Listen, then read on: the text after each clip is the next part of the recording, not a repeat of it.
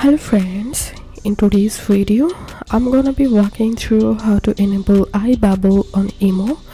But before getting started this video, make sure to subscribe. How to do it. So open your Imo app and tap on your profile icon to the top left corner, and here you'll find iBubble option, and if you can't find it here, then you will need to update your Imo app. So go to your Play Store and update Imo app, and after that you will get these iBubble features here. So tap on that, and to enable iBubble, simply toggle on this option,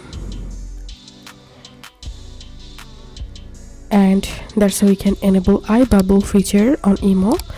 If this video helped you, give a thumbs up and please consider subscribe to how to do it. Thank you for watching.